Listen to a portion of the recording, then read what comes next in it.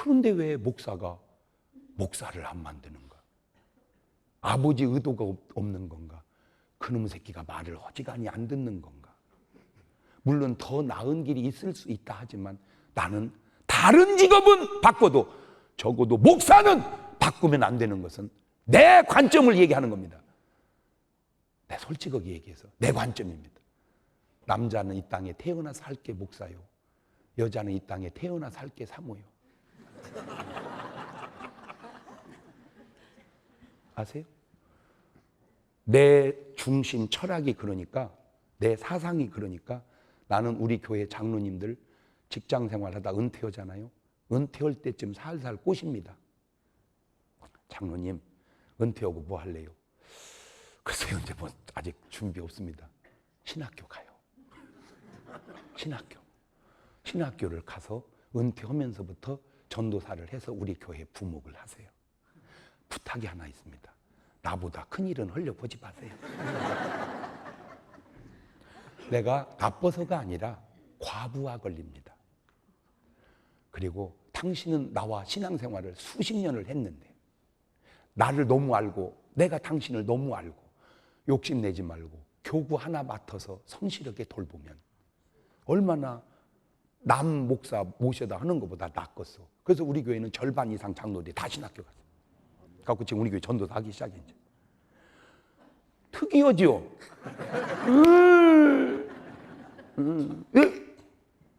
그 대신 직장생활 오래 했으니까 연금이 나오잖아. 근데 연금은 항상 조금 모자라. 연금은 현직에 있을 때보다 모자라게 주지 남게 주는 연금은 없어. 그러면 그 모자라는 돈을 뭘 해서 벌어야 되는데 정년하고 어디 들어가면 딱 100만 원 그쯤밖에 안 줘. 그게 아파트 관리 뭐 이런 거 하는 거. 그것도요 쉽지 않아. 그거 아무나 못 들어갑니다. 그것도 누가 전화해 줘야 들어갑니다. 그 다음에 그것도 연령이 걸려서 몇 년 못 합니다. 그러니까 내가 볼 때 한 200만 원만 보태주면 딱 좋아. 연금 받는 분은. 누가 200만 원만 보태주면 사는데 아주 지장이 없어. 그러니까 부목사는 그 정도 연금 받는 사람은 그 정도만 주면 주의 일도 하고 생활도 되고.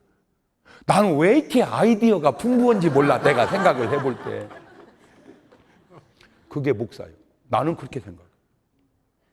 나는 그래서 목사님 아들이 목사 앉는다고 막 뻗통기는 애들 30분만 얘기하면 바로 신학교 가버려. 내가 그렇게 해서 보낸 애들이 한두 명이 아니요. 그러니까 안 간 애들은 나를 안 만나네요. 내가 그거 보내는 이 설교가 있어. 또 내가 목사 아들 목사 안 하려고 하는 애 목사 만드는 설교가 있다니까. 그냥 앉혀놓고 30분만 얘기하면 갈게요 목사님. 대본에 가버려. 그러나 무당은 절대 자기 자식 무당 안 만들려고 그래. 그게 차원이 달라. 그래서 무당은 자기 자녀를 교회를 보내. 왜? 귀신 들리기 전에 빨리 예수신 네 마음에 모시고 너는 나처럼 무당하지 말라고. 그럼 보세요. 어떻게든지 자식을 목사 만들려고는 무당하고, 목사하고, 어떻게든지 자식을 무당을 안 만들려는 무당하고 차원이 다르잖아. 벌써 같지 않잖아. 그 다음에 세 번째 중요한 게 이거예요. 성령을 받으면 성령님은 목사님하고 사모님하고 사랑하는 걸 좋아합니다. 그러나 귀신은 무당하고 신랑하고 사랑하는 꼴을 못 봅니다. 성령은 사랑의 영이고 귀신은 시기의 영이기 때문에 그렇습니다. 그래서 무당이 부부가 금실 좋은 무당 있나 보세요. 막 둘이 밤에 사랑을 하잖아요. 귀신은 돌아버립니다. 이 작것들이 놀고 있네 지금. 돌아버려. 그래가지고 전부 부부 사이가 안 좋아지게 만들어버려요. 거의 무당은. 그게 귀신이요. 그러니까 사이 좋은 꼴을 못 보는 그 시기는 귀신의 역사야. 근데 안타깝게도 대한민국 사람들은 그 귀신의 역사가 많음으로 시기가 많아. 그걸 영적으로 알아야 돼. 그러나 성령님은 목사님하고 사모님하고 사랑을 하잖아. 그러면 잠깐 나가 계셔. 응접실에. 니들 둘이 뭘 하라고? 사랑을 하라고. 그 차원이. 그러니까 성령 받으면 부부 사이가 좋아져. 그런데 귀신 들리면 부부 사이가 멀어져. 그래서 제가 조사한 건 아니지만 내가 감으로, 영적인 감으로 봤을 때 부부가 이혼을 했다. 100% 그 속에 거짓말이 들어있다. 말을 바꾸면 한 번도 거짓말을 부부간에 안 했는데 이혼했다. 그건 어려워. 예리하지 않습니까? 내 말이 좌우에 날선 검 같지 않습니까? 자, 혹 이 자리에 이혼하신 분이 계신다면 좀 마음은 아프더라도 내 말을 듣고 내 말이 틀리면 얘기해 보세요. 목사님 맞습니다. 우리 부부는 거짓말이 있었습니다. 내가 볼 때 거의 순금도 100은 아니잖아. 99.99지. 그러니까 내 말이 거의 순금 수준으로 맞을 거예요. 우리 부부는 거짓말이 있었습니다. 근데 간단한 거짓말로만 끝나면 이혼하지 않습니다. 이혼을 했다는 말은 그 밑에 영적인 문제도 있을 수 있는 확률이 있는 것은 그 정도 되면 성령 받은 사람은 충분히 이겨내고 삽니다.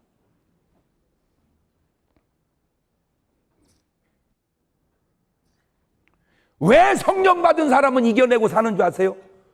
그런 사람이 불쌍하기 때문입니다. 그게 성령의 역사예요. 이혼하는 거 간단해요. 몇 가지 없어. 첫째, 바람 피우면 이혼해요. 두 번째, 쓸데없이 돈 다 날리면 이혼합니다. 세 번째, 성격이 안 맞아 두드려 패면 이혼해요.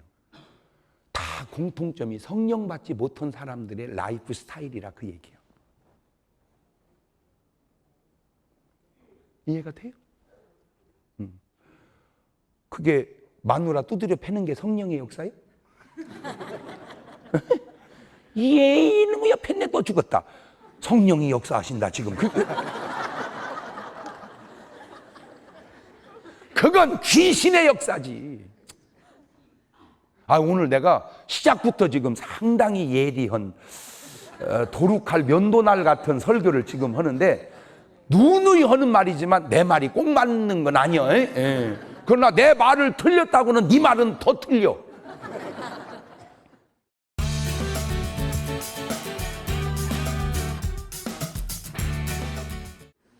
성령의 역사 속에 이혼은 쉽지 않다는 거지, 내가 볼 때.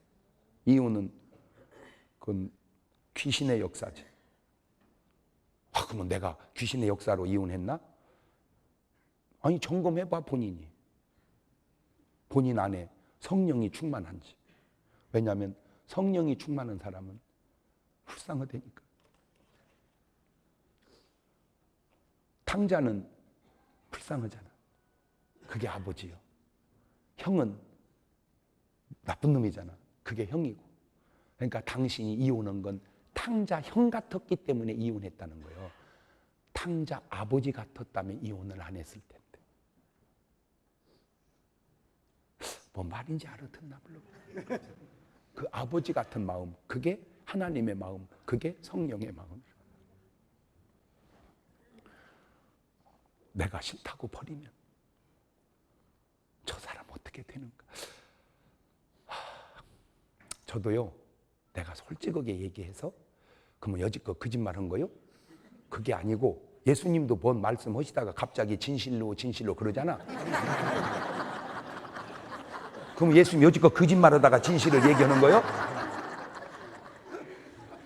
그게 아니고 그 사실을 강조하기 위해서 그러는 거야. 예수님도 진실로, 나도 솔직히. 나는 부부싸움 하면 말 안 합니다. 난 A형이에요. 말 안 해. 보름이고 한 달이고 말 안 해. 그래도 우리는 사는데 지장이 없어. 그게 A형이에요. 그러면 집사람이 아무 잘못도 없이 잘못했다고 이렇게 말을 걸어와. 왜? 힘들으니까 자기는 말을 안 하면. 그러니까 내가 항상 이겨. 깝깝해서 이겨 자기가. 그래서 나는 백전백승이야. 그런데 놀라운 걸 발견했어요. 여보, 왜? 당신하고 나하고 부부 싸움하면 항상 당신이 이기지요. 응? 당신이 꼭 옳아서만 이기는 건 아니에요. 그럼 뭐 내가 틀렸는데 이겼다 그 말이야? 당신도 많이 틀려요. 그런데 내가 지는 이유가 뭔지 아세요? 당신이 이기고 내가 지면 차라리 당신은 편하고 내가 힘든 게 낫지. 당신이 지고 내가 이기면 당신이 힘든 것이 내가 더 힘들어서 그냥 내가 지는 거예요.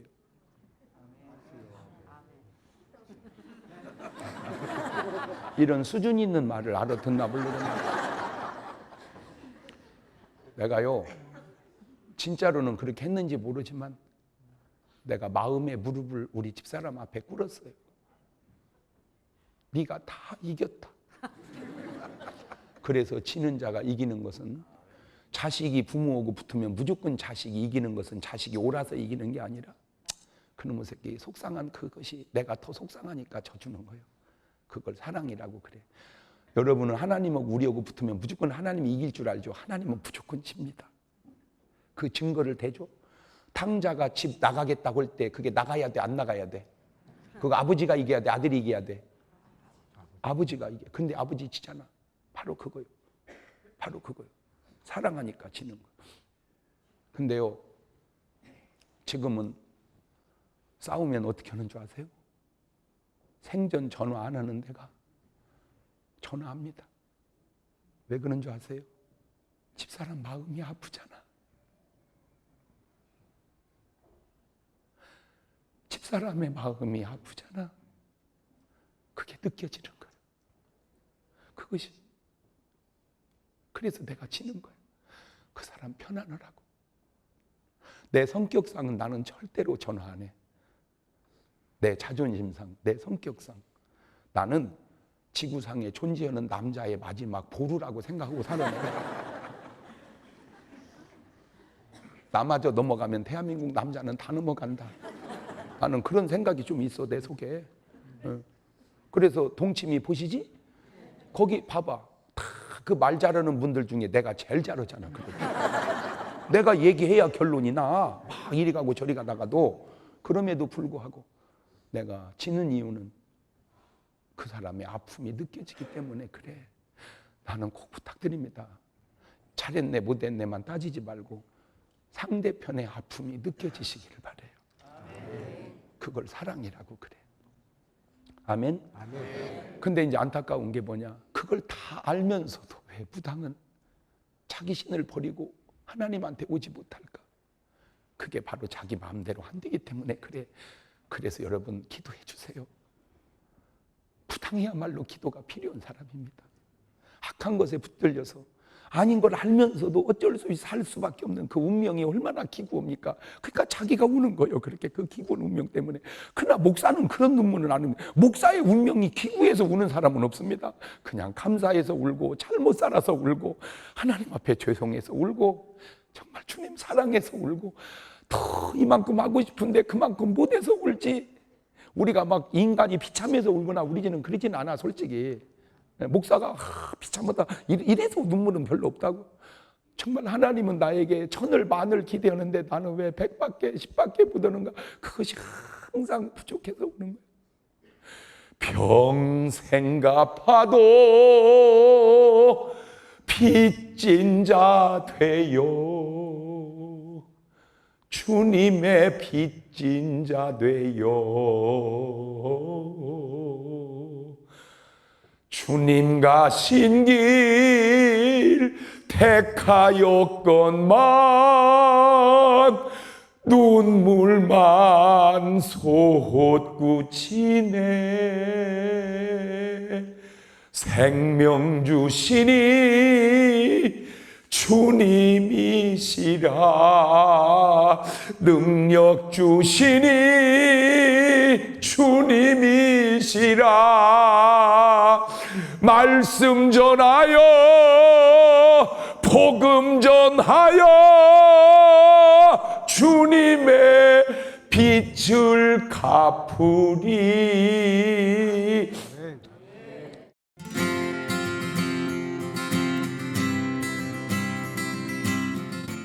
아무리 갚는다고 어떻게 갚아지겠냐마는 어떻게 하나님이 내게 준 사랑을 10,000분의 1, 100,000분의 1이라도 내가 갚겠냐마는 그래도 빚진 자의 자세로 그냥 살아가는 그런 눈물은 있어도 목사가 자기가 비참해서 우는 눈물은 그건 아니죠. 그러나 무당은 다르잖아. 그래서 여러분 대한민국의 무당이 한두 명이 아닙니다. 목사 숫자보다 훨씬 많습니다. 누가 저들을 구원할고 누가 저들을 구원할꼬? 왜 한국 교회는 그들을 위해서 기도하지 않고 그들은 우리와 다른 길을 가야 할 사람처럼 그렇게 많은지. 여러분, 그분들도 하나님이 보실 때는 다 사랑하는 영혼들이고 불쌍한 영혼들이, 귀신에게 사로잡혀 저렇게 사는 사람. 그러고 보니까 다 세상 사람은 불쌍한 사람들이더라고요. 너나 나나 할 거 없이, 너나 나나 할 거 없이 다 불쌍. 여러분, 목사님이 불쌍하지 아니요? 뭐가 불쌍해요? 불쌍해. 여러분도 불쌍하고 우리 서로 다 불쌍한 사람. 그래도 우리는 구원받고 불쌍한데 아직 저들은 구원받지 못하고 불쌍하니, 진짜 그게 불쌍한 거니 저들을 일단 뭐 해놓자, 구원해 놓자. 그걸 지금 이 집회를 통해서 그걸 하자는 거예요. 그러니까 진돗개가 100명을 감동을 하면 100명 하고 200명 하라면 200명 하고. 그래서 여러분 정말 그렇게 열심히 전도를 하시기를 바라는데, 꼭 부탁드리는 것은 100명, 200명도 하지만 꼭 한 명은 해서 그 한 명을 꼭 떨어지지 않도록 붙들고 가시기를 바라요. 뭔 말인지 알죠? 이게 100명, 200명 해놓으면 정말 많이 해서 좋은데 또 약점이 너무 많이 데리다 나가지고 또 다 도망가. 나중에 보면 붙잡을 수가 없어. 그러나 이제 한 명을 해놓으면 그거라도 꼭 붙들고 있으면 그래도 한 명은 크게 무서운 겁니다. 그게 이해가 됐죠? 그래서 두 가지로 해, 두 가지. 진돗개는 이제 목회를 안 하니까 뒷다 100명이고 200명이고 또 자기는 그렇게 해봤으니까 되니까 그렇게 얘기하고, 나는 내가 목회를 해보니까 100명도 좋고 200명도 좋지만 우선 아쉬운 대로 하나라도 꼭 해서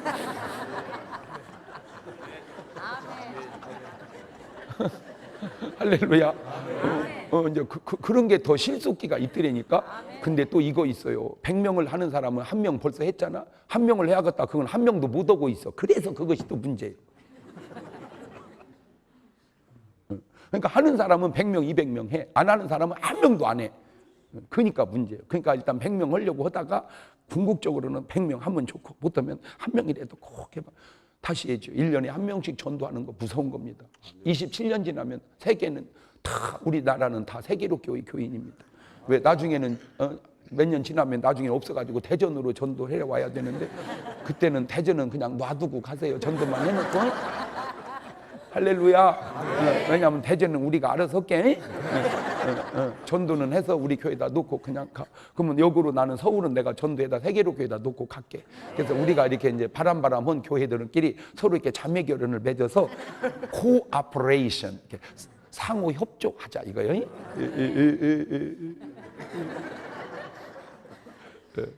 서로 이렇게 도와. 할렐루야.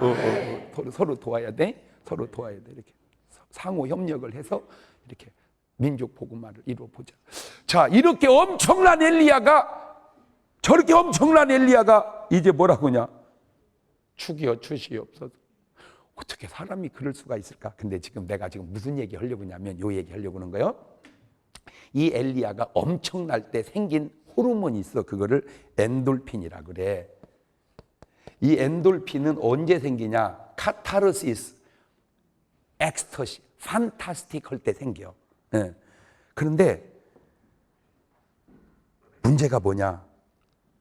문제가 뭐냐면 농구하다가, 아니지, 그 축구하다가 골 넣으면 엔돌핀이 생겨. 야구하다가 홈런 치면 엔돌핀이 생겨. 그런데 그렇게 엔돌핀이 많이 생기는 걸 우리는 신난다고 그래. 근데 그렇게 신나고 집에 가다가 기분 좋다고 술 먹다가 울어.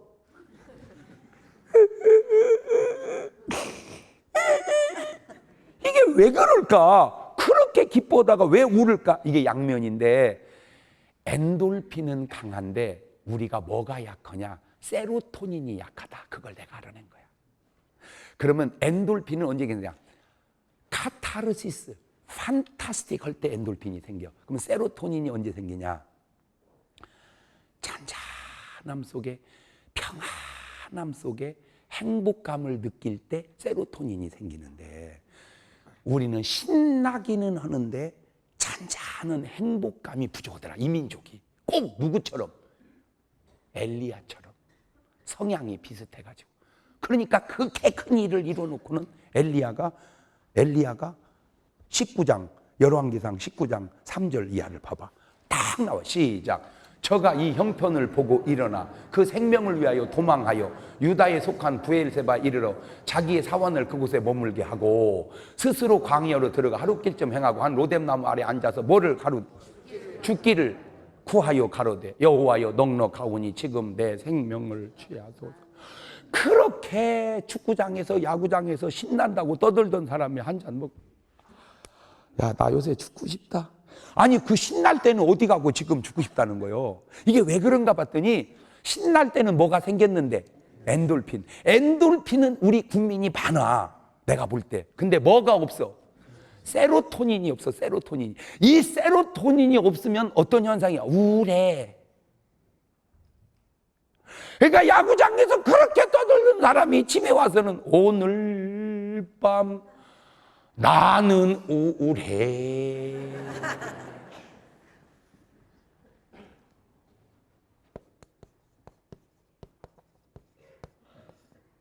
엔돌핀과 세로토닌이, 엔돌핀은 신날 때 생겨. 도파민 이런 것은. 근데 세로토닌은 평안할 때 생겨. 행복할 때. 아, 우리는 신나는 문화는 좋은데 행복한 문화가 약하구나. 확 와닿지. 에? 우리가 얼마나 세계적이냐면 잘 보세요.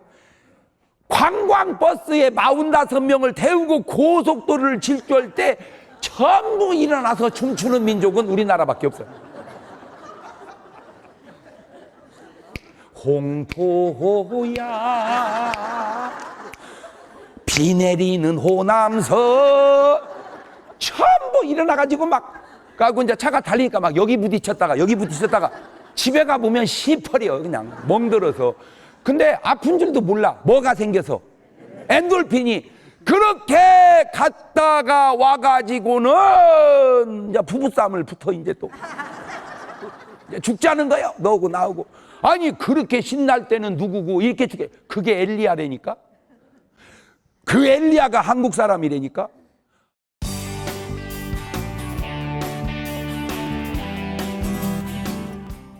성령을 받으면 성령님은 목사님하고 사모님하고 사랑하는 걸 좋아합니다. 그러나 귀신은 무당하고 신랑하고 사랑하는 꼴을 못 봅니다. 그 아버지 같은 마음, 그게 하나님의 마음, 그게 성령의 마음이에요. 싸우면 어떻게 하는 줄 아세요? 생전 전화 안 하는 데가 전화합니다. 왜 그런 줄 아세요? 집사람 마음이 아프잖아.